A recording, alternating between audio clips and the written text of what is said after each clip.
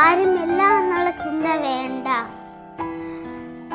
ഒന്ന് സ്നേഹത്തോടെ വിളിക്കുവാൻ, ഒന്ന് സംസാരിക്കാൻ, ഒന്ന് സ്നേഹത്തോടെ തട്ടുവാൻ ആരുമില്ല എന്നുള്ള ചിന്ത വേണ്ട. Love of Jesus.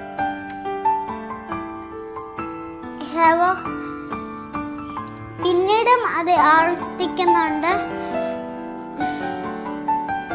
നമ്മളെ പോറ്റിയതും വളർത്തുന്നതൊക്കെ യേശുവാണ്.